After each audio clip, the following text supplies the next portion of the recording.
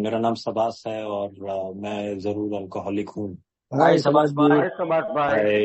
हाय। हाय। तो 6 साल, my God, मैं मुझे तो सही में आभार, आभार जब बोलते हैं ना तो आभार इसीलिए क्योंकि क्योंकि मुझे नहीं लगता है कि मैंने इसको अर्न किया है किसी तरह से भी। ऐसा कुछ किया भी नहीं है। मुझे लगता है कि मुझे इतना अ, आशीष दिया गया क्योंकि मैं पहले दिन से प्रोग्राम नहीं फॉलो करने का और ये काम नहीं करेगा उसको डाउट करना, ये सब मेरा आदत था पहले से ही। इसके बावजूद अगर मुझे 6 साल का सोब्राइटी मिला है तो एक्चुअली वो हायर पावर तो बोलेंगे ही। और अगर कोई भी है वहां पे जो सोचते हैं कि हायर पावर कौन है, कैसे है, नहीं है, तो मैं तो सीधा सीधा बताता हूँ कि ये 6 साल में जो मैं नहीं कर पाया था वो कैसे तो हो गया ए के बदौलत। अ, कभी कोई, कभी स्पॉन्सर, कभी ए का मीटिंग, कभी कोई, कभी मेरे को एक फोन कॉल आ जाता है ए का मेंबर से। कुछ ना कुछ होते होते मेरा ना 6 साल का सोब्राइटी और अ, इतना क्लैरिटी अभी जिंदगी में और सही मायने में नया जीवन ये कैसे आ सकता था, ये जिस माध्यम से आया उसको मैं और कुछ नहीं बोल सकता। ये हायर पावर ही हो सकता है। मैं लाख कोशिश करूं कि ऐसा प्रोग्राम बनाऊं कि मैं ऐसे 6 साल सोबर हो करके इस हालत तक पहुंच जाऊं। हो ही नहीं पाता। तो अगर हुआ है तो हायर पावर के बदौलत ही हुआ है। तो कौन बोलता है हायर पावर कि मेरा सोब्राइटी का 6 साल मेरे हाथ में था ही नहीं। और जैसे मुझे यहाँ तक लाया गया उसके लिए आभार ही प्रकट कर सकते हैं। जो जो जो मैं सोचता था चाहिए उससे बहुत कहीं ज्यादा बढ़कर मिला। तो मैं क्या बोलूं कि मैंने प्लान किया था, हो ही नहीं सकता। तो कोई ना कोई हायर पावर है ही। तो आभार इसीलिए क्योंकि मैं सोचता था ना पहले कि काश मैं वहां पे पहुंच जाऊं जैसे मैं था पहले, पीने से पहले जो मेरा कैपेबिलिटी था वैसे। काश मैं वहां तक पहुंच जाऊं, ये प्रोग्राम मुझे वहां पे ला पाएगा कि नहीं, ये सब सोचता था। तो लेकिन आपको आपको भी बताना चाहूंगा कि ये ऐसा प्रोग्राम नहीं है कि आपको वहां वापस ले जाए जो आप दारू पीने से पहले आप जैसे थे वहां तक वापस पहुंचाएगा। उससे भी बहुत ज्यादा बढ़कर है। कुछ नया ही, नव जीवन आपका ग्रुप का नाम है। नया जीवन इसीलिए नहीं क्योंकि मेरा पुराना जीवन को वापस मिल गया, एक और दोबारा नया जीवन मिला है, ऐसे नहीं। नया जीवन क्योंकि सही में नया है। जो मैं सोचता था मैं जिंदगी जी रहा हूँ और मैं जो लाइफ में क्या करना चाहिए 45 ईयर्स के बाद मुझे पता चला कि अरे मैं तो पूरा गलत ही दिशा में जा रहा था। और जो ए ने सिखाया वो कुछ और ही है। और ए का जिंदगी जी जी करके ना तो कुछ वो दारू उठाने का कोई कोई चांस ही नहीं लग रहा, यानी कोई जरूरत भी नहीं है। मैं अगर पहले जीवन में चले जाता तो शायद फिर से दारू उठाने का चांस मुझे या जरूरत पड़ जाए। लेकिन अब तो वो जैसे प्रोमिसेस में बोलते हैं ना, वो उसके बारे में सोचते ही नहीं है। उसको तो है ही नहीं, दारू छोड़ो वो क्या है। अभी तो ये कुछ दूसरा ही चीज है। तो आभार नहीं बोलेंगे तो और क्या बोलें। तो कोई कोई लोग मुझे बोलते हैं कि तुम भी अल्कोहलिक था क्या, तो बताना पड़ता है कि हाँ भाई बहुत बुरी तरह का अल्कोहलिक था। तो अल्कोहलिक था क्या बोले, अल्कोहलिज्म में फंसा हुआ था, अब्यूज में फंसा हुआ था। अल्कोहलिक तो पहले भी था, अभी भी हूँ और अल्कोहलिक तो रहूंगा ही। इसीलिए मैं एक और ड्रिंक उठा ही नहीं सकता। वो तो जानता हूँ और उससे कोई मेरे को कोई प्रॉब्लम भी नहीं है, अभी कोई जरूरत भी नहीं। तो ये सब कैसे स्टार्ट हुआ अगर आप पूछोगे तो मेरे जिंदगी में ना मेरा, अब हम बहुत ए में देखे हैं कि लोग आते हैं, उनका बहुत बचपन से उनका बहुत लाइफ में बहुत सारा प्रॉब्लम है। उनको बहुत लोगों को सेक्सुअली एक्सप्लॉइट किया गया था। कोई कोई का पेरेंट्स नहीं थे तो किसी और के साथ रह करके उनको बहुत तकलीफ हुआ। ये बहुत सारे चीजें का, बहुत सारे टाइप के अल्कोहलिक्स हैं जो बचपन से मैल एडजस्टेड जो बोलते हैं। लेकिन मेरा ऐसा कुछ था ही नहीं। मेरा बचपन बहुत ही सुनहरा था। ऐसा बचपन सबको मिले ऐसा ज्यादा नहीं था। लेकिन आध्यात्मिकता, पढ़ाई और खेल कूद, हंसी मजाक, बहुत ही अच्छा जीवन था। और मुझे ना थोड़ा सब कुछ चीजें सब मुझे आसान आते थे। जैसे पढ़ाई में एवरेज से अच्छा, यानी अव्वल नहीं बोल सकते हैं, लेकिन पढ़ाई में बहुत अच्छा, स्पोर्ट्स खेल कूद में अच्छा, आर्ट ले गए तो फिर उसमें भी अच्छा, गाना गाते हैं अच्छा गाते हैं, कुछ भी करते हैं, पेंटिंग करते हैं अच्छा करते हैं, तो सब कुछ आसान आता था। तो लोग तो बोलते थे कि ये बहुत आगे जाएगा, मैं भी बोलता था कि मैं बहुत आगे जाऊंगा। तो बहुत जल्दी जल्दी सब कुछ हुआ। कॉलेज में आसानी से दाखिला मिला और अच्छा पढ़ाई हुआ। कॉलेज में रहते रहते नौकरी मिला, बहुत अच्छा कंपनी में नौकरी मिला, और बहुत बड़ा कंपनी। और बहुत जल्दी मेरा प्रमोशंस बहुत जल्दी जल्दी हुए, काफी सीनियर पोजीशन तक चला गया। और पर्सनल लाइफ में बीवी बहुत ही अच्छा बीवी, ब्यूटीफुल वाइफ, और दिल से कंप्लीट, दिल से प्योर जैसे बोलते हैं बीवी, बच्चे इतने अच्छे इंटेलिजेंट बच्चे। लेकिन ये सब के बावजूद मैं 25 साल दारू पीते पीते उसका चंगुल में फंसा, और मुझे पता नहीं था कि ये क्यों हुआ, और किसी को भी समझ में नहीं आया कि ये आदमी ऐसे क्यों पीता है। और मैं भी ऐसे पूछता था कि मैं क्यों पीता हूँ, और मुझे कोई आंसर नहीं मिलता था। ये 25 साल से मैं पी रहा था। पहले पहले ज्यादा प्रॉब्लम नहीं होता था, थोड़ा थोड़ा करके बढ़ते गया बढ़ते गया। लास्ट 5 से 8 साल, 8 से 10 साल भी हो सकता है, बीवी बोलती है 8 से 10 साल, मैं तो बोलता हूँ 5 से 8 साल होगा, डेली पीता था। और डेली पीते पीते एक पॉइंट आ गया था कि मुझे पता चल गया था कि मुझे डेली पीना ही है, बिना पिए नहीं रह सकता। बहुत लोग यहाँ पे हैं जो काफी दिन तक नहीं पीते थे, जैसे हफ्ता भर नहीं पीते थे, अभी बोल रही थी कोई, तो सैटरडे संडे पीते हैं। लेकिन मेरा ऐसा पहुंच गया था कि हर दिन दारू चाहिए ही मुझे। तब भी उतना प्रॉब्लम नहीं हुआ, लेकिन बहुत जल्दी ऐसा एक पॉइंट आया कि डेली पी करके बिना जिंदा नहीं रह सकते, ऐसे नहीं रह सकते, ऐसे जी नहीं सकते, डेली पी पी के बिना पिए भी नहीं रह सकते, पी के भी नहीं रह सकते। और इस मुकाम पे आकर के ना मुझे पूरा जिंदगी से पूरा कंप्लीट डिस्कनेक्ट हो गया। यानी मैं इसके लिए यहाँ हूँ, क्यों ही हूँ यहाँ पे, क्या कर रहा हूँ। हर कोई बोलता है इतना अच्छा फैमिली है, इतना अच्छा नौकरी है, इतना अच्छा काम है अपना, बच्चे इतने अच्छे हैं, और तुमको और क्या कमी है, तुम क्यों पीते हो ऐसे तुम। मैं तो कुछ बोल नहीं सकता, मैं खुद अपने आप से पूछ रहा हूँ मैं क्यों पीता हूँ ऐसे। और मेरा एक और प्रॉब्लम था जो जनरली ए में ऐसा नहीं होता है, मैं किसी और को दोष नहीं दे सकता था। ये जो रिजेंटमेंट बोलते हैं ना, मैं रिजेंटमेंट पाल के रख ही नहीं सकता हूँ। मैं, ये अजीब लगेगा लेकिन ये सच बात है, क्योंकि मैं किसी और को दोष दे ही नहीं सकता था। ये मेरे बचपन से मेरा पिताजी का एक मुझे हम लोगों को बड़ा करने में एक तरीका है। वो हमेशा बोलते थे कि चाहे दुनिया तुम्हारे सामने कुछ भी चुनौती लाए, चाहे भगवान तुम्हारे सामने कोई भी चुनौती लाए, तुमको उसमें खरा उतरना है। तुम क्या करते हो। एक बार मुझे याद है, मेरा मेरे भाई को मेरा डैडी ने बहुत बुरी तरह से पीटा था। उसके बाद तो वो इतना इतना डर गए थे डैडी खुद, कि उसके बाद दाहिने हाथ से, अ, दाहिने राइट हैंड, हाँ दाहिने हाथ से कभी मारते ही नहीं थे, सिर्फ बाएं हाथ से मारने लगे थे।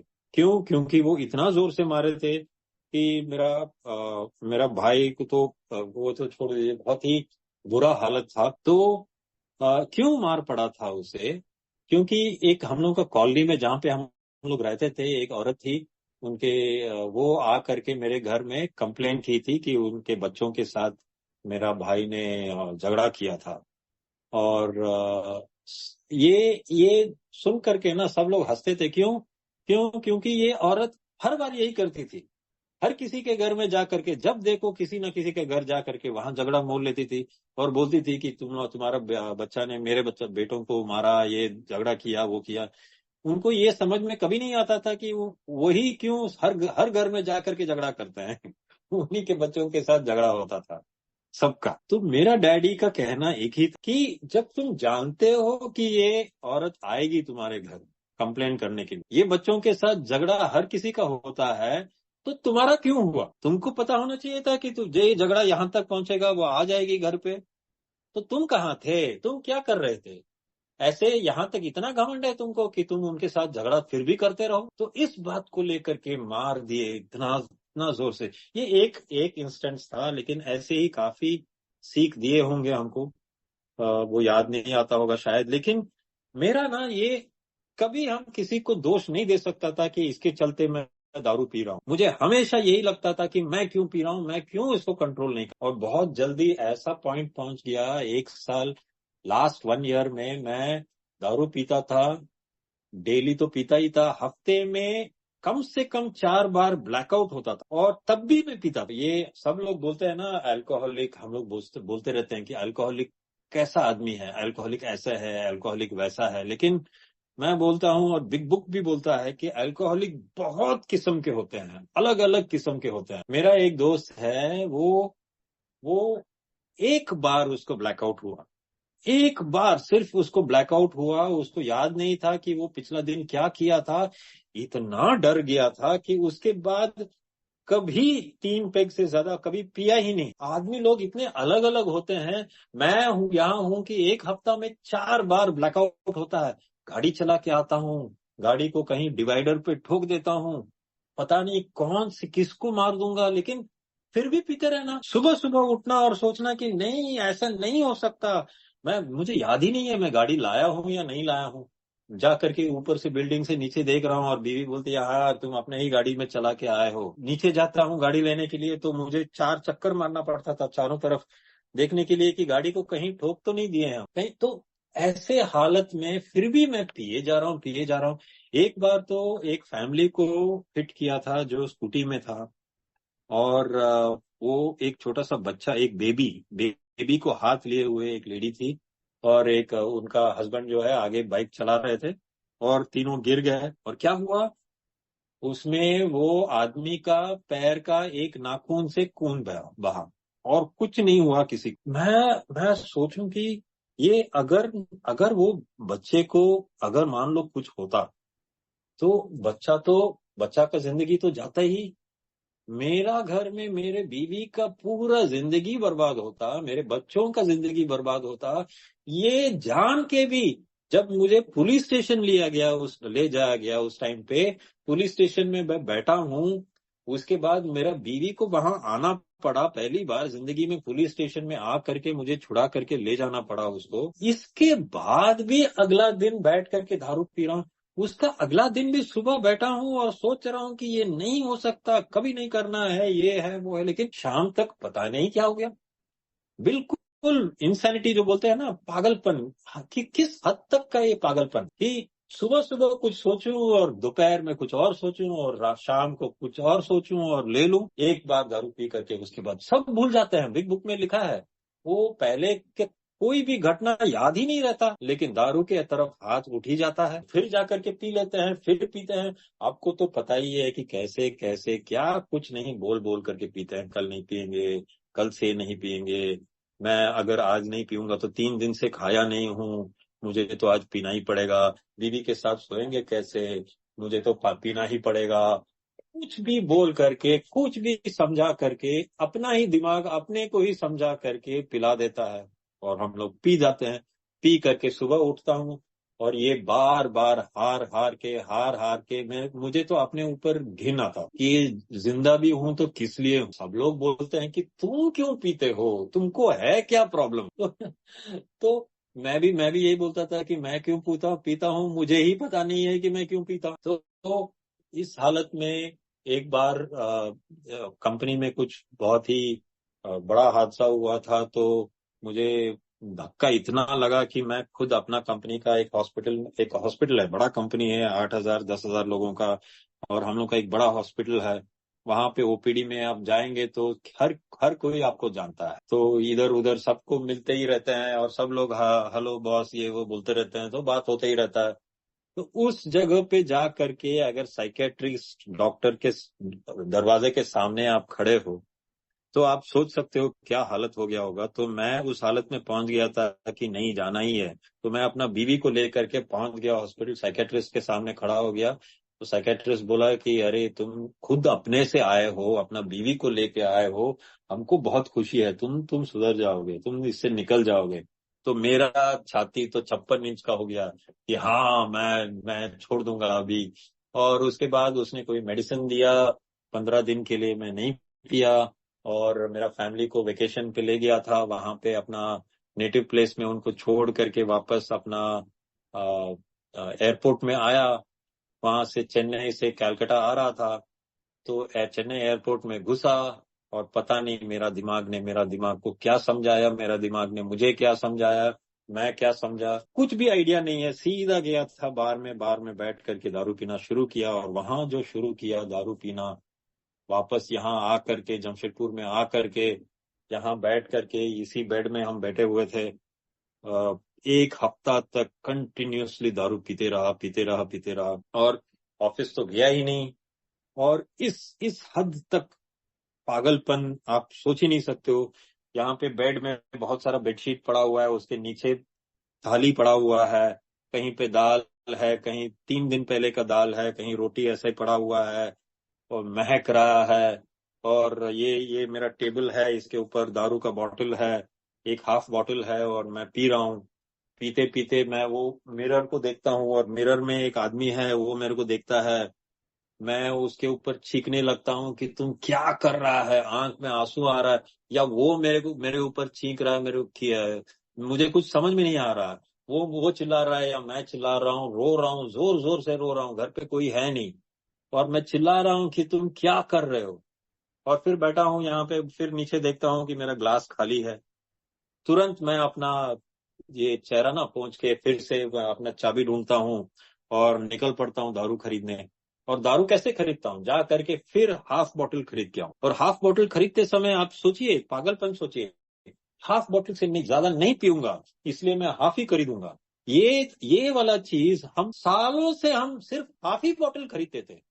और एक दिन में 4 हाफ बोतल खरीद लेता था, लेकिन हाफ ही बोतल खरीदता था। इतना पागलपन। हाफ बोतल खरीद के आता था, बैठ करके फिर पीता था, फिर खत्म हो जाता था, फिर जा करके फिर हाफ बोतल पी करके खरीद के आता था। गाड़ी में बैठ के पानी का बोतल में दारू पीना। तब तक तो हम वोडका में आ गए थे। क्यों? क्योंकि वोडका सफेद होता है, पानी जब पी रहे हो तो किसी को समझ में नहीं आता है।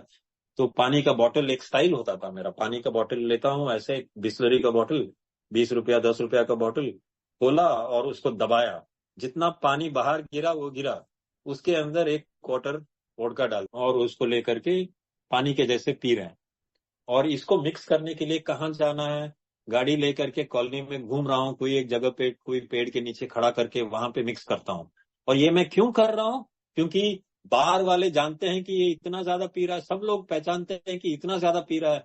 तो वहां जाकर के अगर मैं 5 पैक पीऊंगा तो उसके पहले कुछ तो पी के जाना पड़ेगा, नहीं तो कैसे रहूंगा, कैसे दिन भर रहूंगा, कैसे? पार्टी में जाता हूँ, फ्री दारू मिल रहा है, फिर भी वहां पे जा करके पार्टी से निकल करके छुप छुप के निकल करके वो होटल का बार में जा करके पैसा दे करके पी करके आना। क्यों?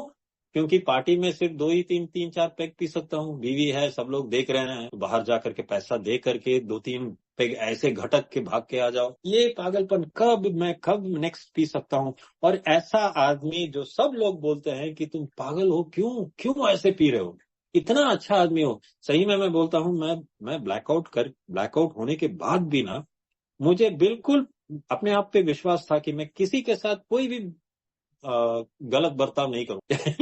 एक ही चीज था कि गाड़ी चलाता था पागलों जैसे। और इतना बार ठोकने के बाद भी ये दिमाग में नहीं आता है कि किसी को अगर मार देंगे तो हम खुद जाएंगे 6 फीट नीचे, जमीन के नीचे मर के। लेकिन फिर भी डेली पीना, ऐसे डेली खुद से हारना, घिन आ गया था जिंदगी के साथ। और तब भी ये इतना रॉक बॉटम हिट हिट करके भी कोई प्रॉब्लम नहीं, कोई सुधर नहीं रहा। तो एक दिन क्या हुआ, मेरा एक बहुत नजदीकी दोस्त है, एक औरत है, उसके साथ मैंने एमबीए किया था यहाँ जमशेदपुर में।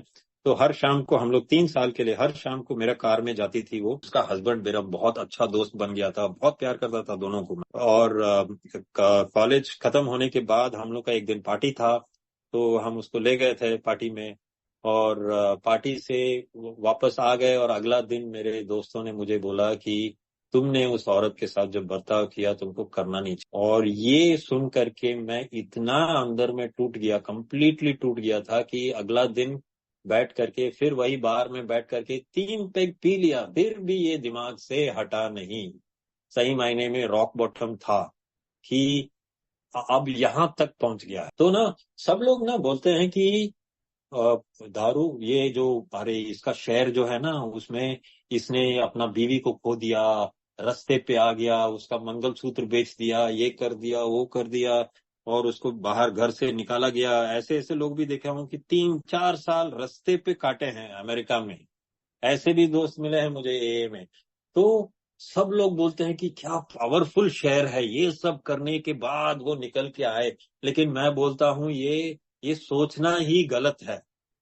क्योंकि ये बीमारी जब एक बार लग जाता है ना, तो ये सोच जो जिससे गंदी किस्म का सोच होता है, उससे कुछ भी हो सकता था, मैं कुछ भी कर सकता था, मैं अपना मेरा भी नौकरी जा सकता था, मेरा बीवी का, उससे कोई फर्क नहीं पड़ता है।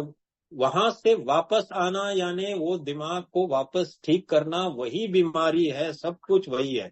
सोच उतना ही खराब है, बीमारी आपको उतना ही पकड़ा हुआ है। ओनली एक चीज है कि आपके सामने में जिंदगी में ये सब प्रकट नहीं हुए हैं, बीवी का चले जाना, आपका ये नौकरी चला जाना, और आपको रोड पे आना, ये सब प्रकट नहीं हुए हैं। लेकिन दिमाग वही हालत पे ऑलरेडी पहुंच गया है, और उससे भी निकल के वापस आने में 6 साल मुझे, अभी भी मुझे प्रॉब्लम होता है। मेरा मेंटल स्टेट में कोई स्टेबिलिटी नहीं है। सोब्राइटी जो बोलते हैं, इमोशनल सोब्राइटी कब आएगा वो भी सोचते रहेंगे। लेकिन एक चीज ये है, और ये 12 and 12 बुक में भी लिखा गया है कि जितने जल्दी आदमी को नजर आए कि बीमारी वही है, उतना ही खराब तुम्हारा दिमागी हालत है। उतना जल्दी, जितना जल्दी समझ में आए उतना अच्छा है। इसके लिए रुकने की जरूरत ही नहीं है कि ये हो जाए या वो हो जाए। ये तो भगवान का आशीष है कि अभी तक हुआ नहीं है। लेकिन मुझे एक ऐसा घटना हो गया था कि मुझे अपने आप के ऊपर इतना घिन आ गया था कि मुझे अगला दिन याद था, 3 पेग पीने के बाद भी।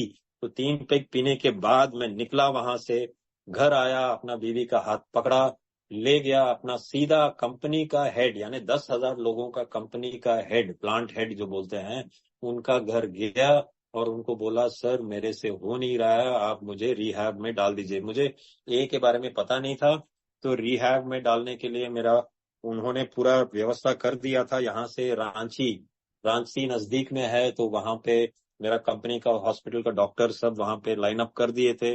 मेरा दोस्त ने मुझे मेरा बीवी के साथ ले गए वहां पे, मेरे 2 दोस्त थे, और वहां जा करके दाखिला दिया। और तब जा करके मुझे याद आया कि अरे ये तो रांची का पागल खाना है। तो एक पागल खाना में मेरा रजिस्ट्रेशन हो गया, और मुझे अंदर ले जाया गया। और हम लोग जब अंदर जा करके देखे हालत वहां पे रिहैब का, तो वहां मेरा बीवी देख करके वो बोली कि तुम्हें अगर यहाँ पे छोड़ूंगा तो तुम पागल होकर के आओगे, बशर्ते तुम दारू भी छोड़ के आओगे तो भी तुम पागल होकर के आओगे, मुझे यहाँ पे तुमको छोड़ना नहीं है। तो बहुत मुश्किल से मुझे वहां से निकाल करके चेन्नई ले जाया गया।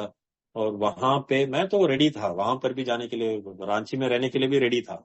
लेकिन बीवी तो बोली कि नहीं, यहाँ पे नहीं छोड़ेंगे तुमको। फिर चेन्नई में ले गया गया, और वहां पे टीटी के बोल करके एक बहुत ही सुंदर रिहैब, सिर्फ 30 दिन में था वहां पे। और 30 दिन मेरा तो क्लास चला, मेरा बीवी का 15 दिन क्लास चला वहां पे। उनको भी रहना जरूरी होता है। वो ऐसा रिहैब है जिसमें अगर पेशेंट नहीं बोलता है कि मुझे जाना है, तो फिर वो आपको दाखिला मिलेगा नहीं। तो उस जगह में मुझे जो समझ आई, हम लोग को इतना रिस्पेक्ट से पेशेंट की तरह ट्रीट करके हमको इतना सब कुछ समझाया गया। तो काउंसलर रहते थे, एक काउंसलर 4-4 लोगों को काउंसिल करते थे। तो ऐसे 10 से ज्यादा काउंसलर थे वहां पे। तो बहुत ही अच्छा रिहैब था। मेरे बीवी भी बोलती है कि उस समय के वो 15 दिन मुझे जिंदगी में पूरा करवट था मेरा। तो क्यों वो उसको समझ में आने लग गया कि ये बीमारी क्या है। और उसको अपने ऊपर प्यार करना उसको समझाया गया। मुझसे दूर रहना भी उनको समझाया गया, क्योंकि उनको प्रॉब्लम, उनका जैसे बोलते हैं ना, फैमिली डिजीज है, फैमिली को जितना डिस्ट्रॉय कर सकता है ये अल्कोहलिज्म। मुझे भी पता नहीं था। 2 साल बाद मुझे पता चला कि मैंने अपना बीवी को कितना प्रॉब्लम तकलीफ दिया था। वो वो बात की बात है, लेकिन वो रिहैब में जा करके तब जा करके मुझे समझ में आया। रिहैब में मुझे बहुत अच्छा लगा, वो सबको शायद अच्छा लगेगा क्योंकि नया जगह है, दारू पीने का चांस नहीं है। और सही में मैं बोलता हूँ, बिना रिहैब का मेरा सुधरना तो नामुमकिन मुझे लगता है, क्योंकि मुझे एक दिन भी बिना दारू का मैं नहीं रह सकता था। तो ये 30 दिन जो बिना दारू के साथ रहा, तो उस टाइम पे ना, उसके हाँ उसके पहले हायर पावर का ये देखिए, जो बोलते हैं ना आभार प्रकट करना, इसके लिए मुझे आभार प्रकट करना होगा कि एक बार ना उसका वो हॉस्पिटल में जाने से पहले, ये रिहैब में जाने से पहले मेरा 3 दिन का अपोलो हॉस्पिटल में चेकअप हुआ। तो वो चेकअप के दौरान कोई एक दिन में आखिरी आखिरी का पहला वाला दिन, तो दूसरा दिन में मुझे शाम को कुछ अल्ट्रासाउंड किया गया था। तो उस समय डॉक्टर और टेक्नीशियन एक दूसरे के साथ कुछ कुछ बात कर रहे थे। तो इतना बड़ा चीज इधर है, उसके बगल में एक और है, 1 centimetre bye 2.5 centimetre bye 1 centimetre, कुछ तो नाम लिए और कुछ कुछ बोल रहे थे एक दूसरे को। तो मैं ये बात सुन करके ना, आधा मुद्दा सुन करके घर गया और अपना गूगल में जा करके अपना वो ढूंढने लग गया, ये क्या चीज है। उधर से आधा कुछ मिला, गूगल से आधा कुछ ले करके, दोनों का मिश्रण करके पता नहीं 1 और 1 11 क्या मैंने करके, मुझे पता चला कि मुझे सबसे गंदा टाइप का कैंसर है, फाइनल स्टेजेस में है, वो मेटास्टेसिस बोलते हैं उसको।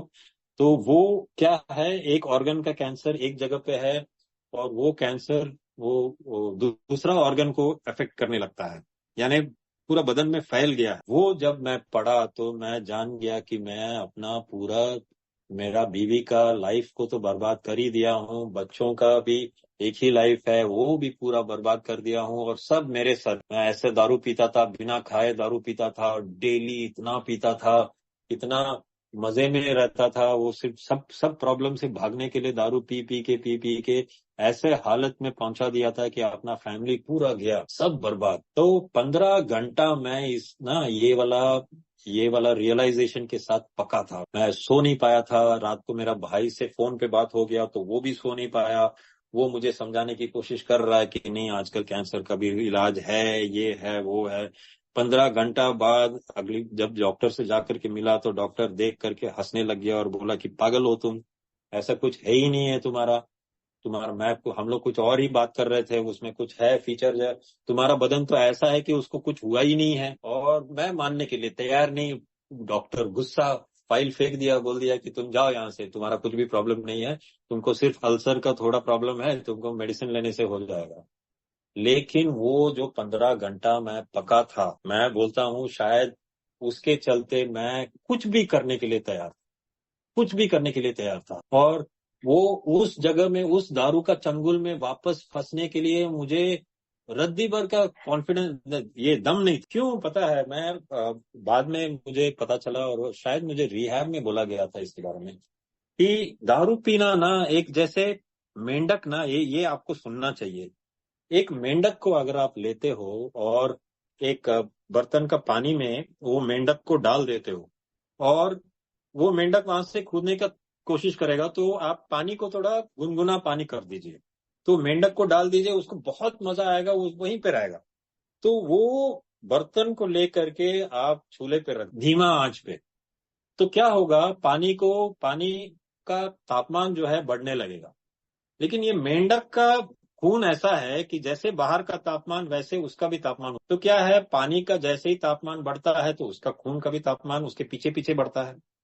और क्योंकि वो थोड़ा पीछे पीछे चलता है तो उसको हमेशा गुनगुना ही लगता है पानी, और भी ज्यादा तेज, क्या उसका जो हीट है वो बढ़ते जा रहा है। लेकिन वो मेंढक जो है बहुत मजे में वो तैरते रहेगा पानी में। क्यों? क्योंकि उसका बदन को वो गुनगुना पानी ही लगता है, और वो कहीं वहां से कूदेगा ही नहीं जब तक वो पक जाता है, वो वहां से कूदता नहीं है। तो मेरा हालत वही मेंढक जैसा था।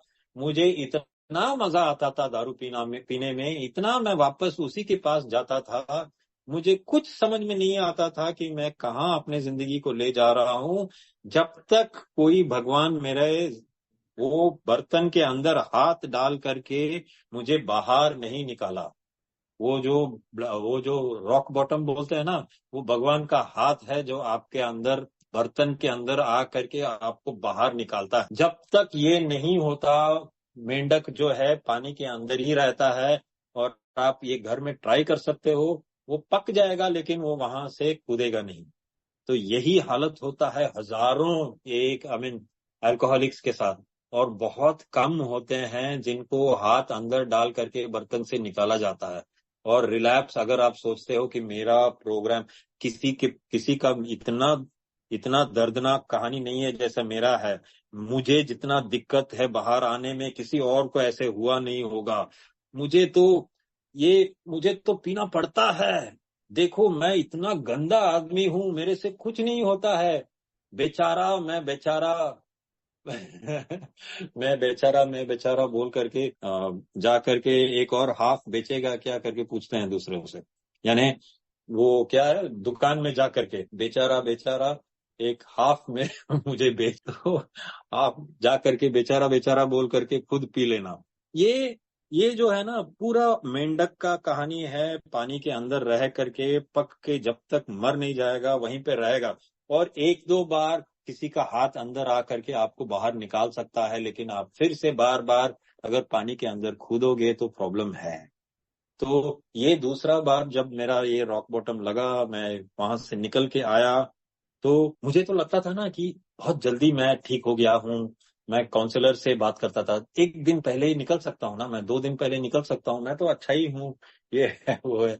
मुझे लगता था कि वो 1 महीना का ट्रीटमेंट के बाद मैं ठीक हो जाऊं। लेकिन बाहर आने के बाद जो प्रॉब्लम हुआ, क्यों? क्योंकि मैं वापस वही दुनिया में, वही लोग को देखता हूँ, वही काम पे आता हूँ, वही लोग सब जो मुझे इरिटेट करते थे, वही सब जो काम, वही सब नजारा, वही सब क्लब है, क्लब वही है, रास्ते पे वहीं पे है। क्लब कंपनी से घर आते समय बीच में रास्ते में पड़ता है बार। बहुत बहुत प्रॉब्लम हुआ। लेकिन भगवान का शुक्र है कि वो रॉक बॉटम को लेकर के ना, वो बहुत रिहैब में बहुत समझाए थे कि तुम अपना रास्ता बदलो। सुबह सुबह एक टैबलेट देते थे हम लोग को, टैबलेट खा के जाओ। 5-10 सेकंड का प्रॉब्लम रहेगा तुमको कि लूं या ना लूं, लेकिन एक बार ले लोगे तो फिर पूरा दिन भर रहने का, ये सोबर रहने का तुमको प्रोत्साहन मिलेगा। तो इसके इसके सहारे हम 2-3 महीने काटे। लेकिन उसके बाद पता चला कि जमशेदपुर में भी एए का मीटिंग होता है, और वहां गया। और तब जा करके ना, मुझे अभी लगता है कि मैं कितना गलती किया, बहुत सारा गलती किया। लेकिन हर गलती से मुझे बचाया गया। और कैसे बचाया गया? क्योंकि मैं ए मीटिंग में बार बार वापस जाता था। वो ऐसा भी मीटिंग नहीं था जिसमें स्टेप्स करते थे, सिर्फ शेयरिंग होता था। उतना उतना स्ट्रांग फेलोशिप नहीं था। लेकिन मुझे याद है राजीव, ये लोग, वो लोग एनए के थे। जमशेदपुर इतना छोटा जगह कि वो मीटिंग में एनए के लोग भी रहते थे, ए का लोग भी रहते थे। स्टेप्स का सिर्फ पढ़ा जाता था लेकिन कोई स्टेप करता नहीं था। लेकिन उनका सहारे से मैं रहा यहाँ पे। और थोड़ा थोड़ा करके, क्यों? क्योंकि मेरे अंदर में वो एक ये था कि कुछ भी हो, मुझे कुछ भी करके मुझे सोबर रहना ही है, या इस हद तक। और मुझे ना अभी कुछ कुछ पता चलता है कि मैं बहुत लकी था।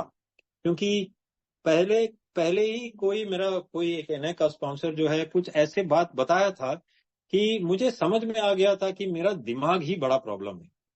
अब ना मैं आया हूँ एए के अंदर, और मैं सोच रहा हूँ ए मेरे लिए काम करेगा क्या नहीं। क्या पागलपन है! मेरा दिमाग ही प्रॉब्लम है, मेरा सोच ही प्रॉब्लम है। अगर मेरा सोच प्रॉब्लम है तो मैं उसी सोच के साथ मैं उसको कैसे ठीक कर सकता हूँ? उसी दिमाग से मैं तरीका कैसे ढूंढूं कि ये तरीका ठीक है या वो तरीका ठीक है? जांच करूं, किससे जांच कर रहा हूं? वही दिमाग को लेकर के जांच कर रहा हूं कि ये प्रोग्राम ठीक है कि नहीं, ये आदमी ठीक है कि नहीं। ये 10 स्टेप करने से क्या होगा? थोड़ी होगा कुछ। स्पॉन्सर लेने से, स्पॉन्सर मेरे लिए, स्पॉन्सर क्या जरूरत है? मैं तो इतना बड़ा आदमी हूँ, मैं तो कंपनी में सीनियर आदमी हूँ, और मुझे स्पॉन्सर चाहिए। और कौन बनेगा मुझे मेरा स्पॉन्सर? ये लोग जो अपना बीवी खो लिए हैं, ये खो दिया, वो खो दिया है। ये सब मैं अगर सोचने लगता तो मैं तो अब सोच के ही क्या करोगे? वही दिमाग है जो आपको भटका रहा है, वही दिमाग को आप इस्तेमाल करोगे कि पहचानने में कि ये प्रोग्राम है ठीक या नहीं। 2-3 बार मैं मीटिंग को जाना बंद कर दिया था, ये सोच करके कि ऐसे थोड़ी होगा कुछ। ऐसे ही एक आदमी आकर के सेम शेयर करता है, हर हफ्ता आकर के एक ही चीज बोलते रहता है, इसको सुन करके मेरे को सोब्राइटी थोड़ी मिलेगा। तो मैं छोड़ दिया था ये मीटिंग जाना। फिर बाद में 2-3 हफ्ता के बाद मुझे खुद पता चला कि नहीं भाई, मुझे प्रॉब्लम हो रहा है कि ये वहीं, और वापस जाता था। तो ऐसा है ना कि आप, अगर एक गर्लफ्रेंड है आपका और वो गर्लफ्रेंड को आप छोड़ करके जाते हो, फिर वापस उसी गर्लफ्रेंड के पास आते हो, फिर 1 साल बाद उसको छोड़ते हो, फिर उसी के पास वापस आते हो, तो वो गर्लफ्रेंड में कोई प्रॉब्लम नहीं है, प्रॉब्लम आप ही में है। तो मेरा भी वही हालत पता चल गया था मुझे, प्रॉब्लम मेरे में है। ए वही का वही है, ए वैसा ही है, ए में कोई प्रॉब्लम नहीं होता। 10 ये कितना 70 ईयर्स 80 साल हो गए और ए में वही है। हर एक मीटिंग में यही होता है, कुछ कुछ पागल लोग आते हैं, कुछ कुछ बकते हैं, बाकी लोग भी आते हैं, सुनते हैं, थोड़ा थोड़ा करके, थोड़ा थोड़ा करके लोग सुधरते रहते हैं, और उनके पीछे पीछे पागल लोग आते ही रहते हैं और वही सब हुड़दंग मचाते रहते हैं, लेकिन वही चलता है। यही पूरा ही एक प्रोसेस है। लेकिन मैं बैठूं और बोलूं कि ये काम नहीं करेगा, वो नहीं काम करेगा, तो फिर बाहर निकल गया। तो फिर मुझे वापस आना ही पड़ा, और वापस आ करके मुझे पता चला कि ये कभी बदलने वाला है नहीं। ये वैसे ही है और ब्यूटीफुल है, वैसे ही काम करते रहेगा। सोचने का कोई जरूरत ही नहीं। अपना दिमाग क्यों लगा रहे हो? तुम उसी दिमाग को ठीक करने की कोशिश कर रहे हो, उसको क्यों लगा रहे हो बीच में? तो मैं क्या करता था, मेरा दिमाग तो ठीक से नहीं चलता है, तो मेरा बीवी जो भी बोले वही सही। तो ये भी डिसाइड कर लिया था, बीवी जो भी बोलती है मैं कर लूं। बाद में अगर 2 साल बाद में बोलूंगा उसको कि तुमने बताया था इसलिए हम लोग यहाँ तक पहुंच गए, अगर वो गलती करे तो करे, लेकिन मेरा साथ पे नहीं रहेगा। मैं बोलूंगा, मैं बोल रहा हूँ कि वो जो भी बोलेगी मैं करूँ। और वो करते करते करते करते, अभी मेरे से पहले कोई एक लेडी शेयर की थी, वो बता रही थी कि पहले कुछ समझ में ही नहीं आया, और यही बात सही है, समझ में आना ही नहीं चाहिए। जितना नहीं समझ में आया उतना अच्छा है, क्योंकि आपका दिमाग तो है ही नहीं जगह पे। और अभी प्रोग्राम 2-3 साल के बाद वो भी देख रहे हैं कि उनको थोड़ा थोड़ा करके समझ में आ रहा। यही होता है ये। अब मुझे तो कुछ समझ में नहीं आता था पहले, मैंने छोड़ दिया वो सब। जो मेरा दिमाग बोलता था मैं सोचता था कि ये गलत बोल रहा है। और ये मुझे कहाँ से ये सीख आया मुझे याद नहीं है, पता नहीं है, कोई स्पॉन्सर रहा होगा, कोई ना कोई ए में मुझे ये समझ में आ गया होगा और मैं डिसाइड किया होगा। लेकिन ये ही मैं कर कर के मेरा दिमाग इतना सुधर गया है कि अब मैं अपने सोच सकता हूँ। पहले स्टेप्स करते करते किसी को कुछ समझ में नहीं आता, आप किसी को भी पूछ लीजिए कि स्टेप्स कर करके कैसे कैसे निकाला जाता है। हर कोई आता है ए में ये सोच करके कि मैं कुछ तरकीब निकाल करके ये दारू से छुटकारा पाना है। ए का काम यही है कि दारू से छुटकारा पाना है, लेकिन मैं बोलूं कि ए का दारू से छुटकारा तो आपको बीच बीच में ही हो जाता है। स्टेप 5, स्टेप 6, स्टेप 7 तक वो कहाँ गायब होता है किसी को पता नहीं। आप किसी से भी पूछ लीजिए कहाँ से कब गया, आप मेरे से पूछिए कब गया आपका वो दारू पीने का लत, कब गया वो ऑब्सेशन, कब गया? मुझे पता नहीं, लेकिन गया बीच। उसके बाद आप ए में क्या कर रहे हो? नहीं, मैं स्टेप 10, 11, 12 कर रहा हूँ। क्यों कर रहे हो? क्योंकि स्टेप 10, 11, 12 करते करते मेरा जिंदगी कहीं और ही पहुंच रहा है। दारू का तो लत हट गया है, लेकिन बहुत कुछ और प्रॉब्लम है। वो प्रॉब्लम को भी सॉल्व करते करते इतना मजा आ रहा है कि मैं दूसरे तीसरे जगह पे जा रहा हूँ। ऐसे नहीं कि मैं पहले एक दरवाजा था, वहां से मैं यहाँ घुस गया, इसमें से बाहर निकल के वापस वहां जाऊं, नहीं, तीसरा दरवाजा खुलता है। और वो जो दरवाजा खुलता है इतना ब्यूटीफुल है, मैं आपको बताऊं कि आपको बस वापस आना है।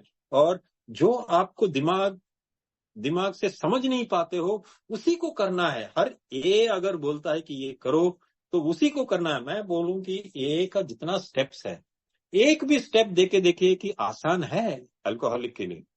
दिमाग पहला चीज बोलेगा कि नहीं, ये क्या है, ये करने से थोड़ी कुछ होता है। अरे मुझे दारू पीने का लत है और आप मुझे बोल रहे हो कि तुम्हारा इन्वेंट्री लो, बैठ करके खाता में लिखो कि बचपन से क्या किया है, ये क्या किया है, क्या कहाँ कहाँ मैंने गलती किया है। उसको लिखने से क्या होता है? अरे मुझे तरीका बताओ दारू से फ्री होना, लेकिन नहीं बोलता, ये बोलता है नहीं तुम करो, बस इतना करते रहो। तुमको जो समझ में नहीं आए, मैं तो अभी बोल रहा हूँ ना, ए में अगर कोई भी हमको ए का सीनियर कोई बोलता है कि ये करो और मुझे समझ में नहीं आया तो मैं उसको कूद जाऊं, उसी को करने में लग जाने से ही अच्छा है। क्यों? क्योंकि मेरा दिमाग खुल जाता है और मैं समझ पाता हूँ। पहले पहले बहुत मुश्किल था, लेकिन ये करते करते करते करते थोड़ा थोड़ा करके हर बार, जैसे स्टेप 4 किया, स्टेप 5 जैसे ही किया, इतना भारी भड़कम मेरा ऊपर में इतना लोड था वो निकल गया। मैं बोलता हूँ स्टेप 5 का सबसे बड़ा मेरा बेनिफिट ये था कि मैं वापस दुनिया के साथ जुड़ गया।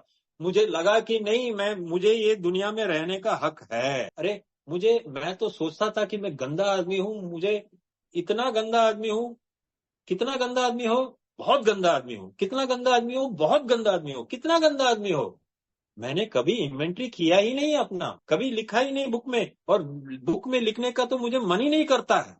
अल्कोहलिक जो हूं, मन दिमाग भागना चाहता है, तो दिमाग ही आपके पीछे चंगुल में रखा हुआ है ना, तो वो खेलेगा ही, तो वो बोलेगा कि मत करो इन्वेंट्री। तो आपको हर बार लगेगा कि इन्वेंट्री बेकार है, क्यों करना है, वो करेंगे ही नहीं आप। इन्वेंट्री करने के बाद किसी और को जाकर के बताऊं, क्यों बताऊं भाई, मुझे तो दारू पीने का प्रॉब्लम है, तुम उसका तरीका बताओ। मैं दूसरों को जाकर के मैं क्या क्या जिंदगी में किया वो क्यों बताऊं। लेकिन करके देखो, करके देखने से उसके बाद मुझे लगा कि नहीं, मैं जो सोचता था ना कि मैं बहुत खराब हूं, उतना भी खराब नहीं निकला। क्यों? लिख लिख लिख करके देखता हूँ कि हाँ यार, उतना भी खराब नहीं। और कुछ कुछ चीज ऐसे निकले जो पहले पता भी नहीं था, लेकिन किया हूं। और अंदर से घुटन उसके चलते, क्यों कोई नहीं जानता है, मैं जानता हूं कि मैं कितना गंदा किस्म का। तो किसी और के साथ मैं इंटरेक्ट कर सकता हूं जिंदगी में, कहां से होगा, कुछ भी नहीं आएगा। तो एक बार किसी को जब बता दिया, तब समझ में आया, स्पॉन्सर भी हंसने लग गया। तब पता चल गया कि सब लोग ऐसे हैं, सबका प्रॉब्लम होता है, सब लोग ऐसे कर चुके हैं। मैं उतना भी खराब आदमी नहीं हूं, और जितना मेरा खराबी था सब अभी मैं बोल दिया हूं, उगल दिया हूं। अब नई तरीके से स्टार्ट करते हैं। ये ही इतना बड़ा आपको रिलीफ देता है कि आप सोच ही नहीं सकते हैं वो दारू कहाँ चला गया, आपको पता ही नहीं। फिर जाकर के स्टेप 7, स्टेप 6 तो मैं अभी भी करता हूँ। स्टेप 8, 9 जैसे ही आप कर देते हो, हर कोई ना पूछते रहता है कि तुम्हारा भगवान का इच्छा कैसे तुमको समझ में आता है। तो आजकल मैं बोलता हूँ, आप कौन सा स्टेप में है? अगर वो बोलते हैं कि मैं चौथा स्टेप कर रहा हूं, तो मैं बोलता हूं आपको क्वेश्चन पूछने का हक ही नहीं है। आपको तीसरा स्टेप में बस निर्णय करना है कि भगवान का सुनूंगा, और आप सुन ही नहीं पाएंगे, आप मत सुनो। आप जब स्टेप 9 करोगे, स्टेप 10 करना शुरू करोगे, तब आपको खुद जानने में आएगा कि भगवान का आवाज कहाँ से आया। क्यों? क्योंकि तब तक मेरा दिमाग में इतना बड़बड़ चलता था, इतना बड़बड़ चलता था, पूरा दिन भर मेरा दिमाग इतना चलता था, सब बकवास सोच, एक भी काम का नहीं। लेकिन जब दिमाग बड़बड़ करना बंद किया, तब जा करके रिलीफ आया। तब ना कुछ सुनेंगे, भगवान का आवाज तब ना सुनाई देगा। मेरा ना ऐसा था कि लोग बोलते हैं कि 16,000 या ऐसे कुछ ये सोच आते हैं दिन में हर किसी को। मेरा तो हम 100% श्योर है कि 32,000 के ऊपर बैठा रहा होगा, और सब बकवास। और उस शोर में आपको कुछ सुनाई देगा। एक मेरा स्पॉन्सर एक बार बताया था मुझे कि अगर आप अपना बीवी के साथ बैठ करके बात कर रहे हो ना, और आपका बेटा साइड साइड में बैठा है, और आपको कुछ सीक्रेट बात करना है, तो बेटे को बोलेंगे कि आए उंगली तुम्हारा कान में डालो, तो वो उंगली कान में डाल देगा। तो लेकिन आप बात करने के लिए ना आपको कॉन्फिडेंस नहीं रहेगा। अगर वो उंगली थोड़ा हटा दिया तो उसको सुनाई देगा। तो आपको क्या करना है ना, उसको बेटा को बोलना चाहिए, तुम कबड्डी कबड्डी कबड्डी बोलना शुरू कर, कान में उंगली डालो और कबड्डी कबड्डी बोलना शुरू कर। वो जैसे ही बोलना शुरू कर देगा ना, तो उसको कुछ सुनाई नहीं देगा। आप 100% निश्चिंत हो सकते हैं। आप कान में उंगली डाल करके कबड्डी कबड्डी खुद बोलिए, बाहर से कुछ नहीं सुनाई देगा। तो यही होता था मेरा दिमाग में, कबड्डी कबड्डी, इतना बकवास टाइप का कबड्डी चलता था। जो देखो, कोई भी चीज हो, दिमाग उधर भाग जाता है। दारू देखो तो दिमाग उधर भाग जाता है, औरत देखो तो दिमाग उधर भाग जाता है। तो ऐसा कैरेक्टर डिफेक्ट होता ही क्या है, इतना सारा कैरेक्टर डिफेक्ट की कुछ भी हो तो दिमाग उधर। कुछ भी कंपनी में कुछ कुछ बात करने का बात हो तो झूठ बोलो, पहला चीज दिमाग उधर ही जाता है कि झूठ बोलो। पहला रिएक्शन वही है, ऑटोमेटिक रिएक्शन। तो से स्टेप 6 से उसको थोड़ा थोड़ा करके एक एक करके हटाओ हटाओ हटाओ करके जब आप करने लगते हो, स्टेप 8, 9 करते हो, तब जा करके मुझे इतना शांति मिला, सोचना कम हो गया मेरा। और जैसे ही सोचना कम हो गया, तो भगवान का आवाज सुनाई देने लग गया। भगवान का आवाज क्या, भगवान का काम मेरा जिंदगी में, उनका काम नजर आने लगा कि मैंने तो ये नहीं किया था। मेरा स्पॉन्सर ने मुझे पूछा ना कि तुम्हारा सबसे बड़ा सक्सेस स्टोरी क्या है बताओ। तो मैं बोला कि ऐसे ऐसे किया था, ये किया था। तो उनको वो बोले कि ऐसा ही चीज हर दिन तुम क्यों नहीं करते हो? तो हम बोले ऐसे थोड़ी होता है, हर बार थोड़ी सक्सेस होता है। तो क्यों नहीं होता है, तुम ही बनाते हो ना, सक्सेस बनाओ, बार बार बनाओ। तो हम सोचे कि नहीं नहीं, ऐसा नहीं होता है। तो फिर बोले कि वो जब सक्सेस आया तुम्हारे पास तो तुम कितना काम किए थे? बहुत काम किए थे। तो इससे ज्यादा कभी काम नहीं किया क्या? हम बोले नहीं किया है, इसका 10 गुना ज्यादा एफर्ट लगाया है, लेकिन सक्सेस नहीं मिला था। क्यों नहीं मिला था? तुमको तो बनाने आता है, सक्सेस तो बनाना चाहिए था तुमको। जैसे ही ये पूछने लग गया ना, तो समझ में आ गया कि हर बार क्या मैं ही सब कुछ करता था? अरे साइड में वो आदमी आ गया इसलिए ये हुआ, उसके साथ में वो घर के पास वो था इसलिए ये हुआ, नहीं तो नहीं हो पाता। और बाकी सब जो चीज किया था उसको एक ही नाम दे सकते हैं, हायर पावर। अगर हायर पावर आपके साथ हो तो वो कोई हो जाता है, जब हायर पावर आपके साथ ना हो तो लाख कोशिश करो, कुछ नहीं होता है। तब थोड़ा थोड़ा करके समझ में आता है कि साला मैं हर चीज के लिए मैं ही खुद क्रेडिट लेता हूँ, लेकिन होता नहीं है। मैं सोचता हूँ कि मैं अपने बच्चों को इतना सेफ रखा हूँ, पाल पोस करके इतना उनको सुरक्षित रखता हूँ, बच्चों को सुरक्षित रखता हूँ। अरे जब वो स्कूल जाते हैं तो इतना घंटा आपसे दूर रहते हैं, इतना सब कुछ खतरा है वहां पे, 10 बार वो स्टेयरकेस को ऊपर नीचे भागते रहते हैं, उसमें कभी कहीं गिर गए, ऊपर से बिल्डिंग से गिर गए नीचे, आप जा करके उसको बचाते हो?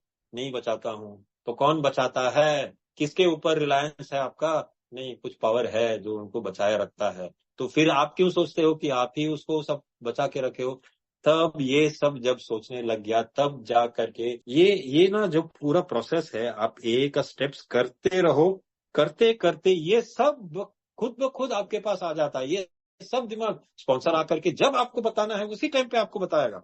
जब आपका ना दिमाग बहुत खराब रहेगा तब कोई ना कोई आपको फोन करेगा और ऐसा कुछ चीज बोल देगा कि अरे ये तो मुझे चाहिए था। और आपका दिमाग में कुछ प्रॉब्लम चल रहा है, आपको कुछ समझ में ही नहीं आ रहा है, आपका स्पॉन्सी आकर के वही ऐसे ही टाइप का कुछ प्रोग्राम प्रॉब्लम अपना बताएगा। जैसे ही वो अपना बताता है ना, तो दिमाग अपना मेरा दिमाग खुल जाता है, अरे तुम ये करो। उसके बाद मैं बोलने के बाद मैं बोलता हूँ, अरे मैं ही खुद ये क्यों नहीं कर रहा हूँ? ये बिल्कुल सही चीज है। तो हायर पावर जो बोलते हैं, आप ए के साथ जुड़ के रहो बस, कुछ और करने की जरूरत नहीं। मीटिंग आओ और स्टेप्स करो, कुछ करने की जरूरत नहीं। आपका इर्द गिर्द में जो बोलते हैं ना, कायनात आपके साथ जुड़ जाता है करने के लिए। मेरे जैसा आदमी जिसको सब कुछ समझना है, मैं अभी बोलता हूँ कि समझने की जरूरत है ही नहीं। समझना ना, हम लोग आपको ना बहुत सबको घमंड रहता है कि हम लोग सब कुछ जानते हैं। मैं ये साल को, ये छठा साल में मैं एक्चुअली ह्यूमिलिटी के बारे में एक नया चीज समझाऊं। ये सेम बुक पढ़ रहा हूँ, 12 पढ़ रहा हूँ, कब से पढ़ रहा हूँ, लेकिन ये साल में, ये 7वां महीना में जब हर बार डेली रिफ्लेक्शन आया या कोई मीटिंग में ह्यूमिलिटी के बारे में शेयरिंग हो रहा है, तो सब कुछ आ करके ना एक जगह पे पहुंच गया कि ये विनम्रता तो सीधा सीधा 12 में लिखा है, 7वां चैप्टर में, पेज नंबर 70 में, कि सच तो यही है कि श्रेष्ठ विनम्रता को प्राप्त करना ही ए के 12 कदमों की हर हर कदम का बुनियादी बुनियादी सिद्धांत है। यानी हर कदम जो आप ये करोगे उसमें आपको विनम्रता मिलेगा ही। उसका बुनियादी सिद्धांत विनम्रता है। अभी किसी को समझ में नहीं आएगा, मुझे भी समझ में नहीं आया ये क्या बोल रहा है। उसके बाद बोलता है कि दारू से छुटकारा पाने के लिए थोड़ा बहुत विनम्रता की जरूरत है, क्योंकि थोड़ी बहुत विनम्रता के बिना कोई भी शराबी कभी संयमित नहीं हो सकता। यानी शराब का, ये दारू का ऑब्सेशन से बाहर निकलने के लिए थोड़ा तो विनम्रता आपको चाहिए। उसके बाद देता है, लेकिन जब तक इस कीमती गुण को इससे भी ज्यादा विकसित नहीं करेंगे तब तक सही मायना में आप खुश नहीं रह पाएंगे। तो ये बोल रहा है कि विनम्रता और भी चाहिए और उसके पीछे भागना पड़ेगा। उसके बाद एक बड़ा चीज बोलता है कि तुमको विनम्रता के बारे में कुछ पता ही नहीं है।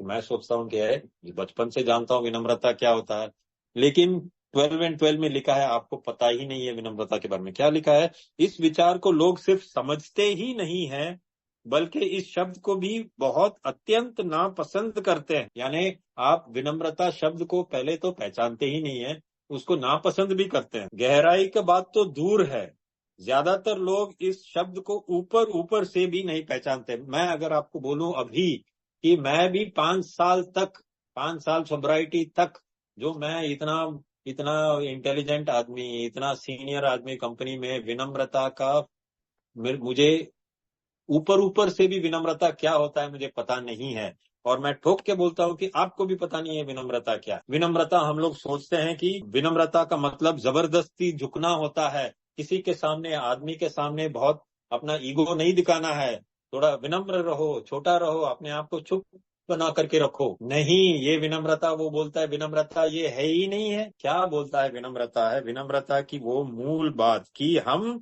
ईश्वर की इच्छा को ढूंढकर उससे अपनाने की इच्छा करें, खुद की इच्छा नहीं। यानी विनम्रता कहाँ? ये विनम्रता होना चाहिए कि मैं अपने जिंदगी को नहीं चलाता हूं, मैं अपने जिंदगी को नहीं चला पाऊंगा, ईश्वर जो चाहता है मुझे वही करना है। ईश्वर के सामने विनम्रता। आपको एक चीज बताऊं, ये साल में मुझे समझ में आया कि मैं पागलपन करता था।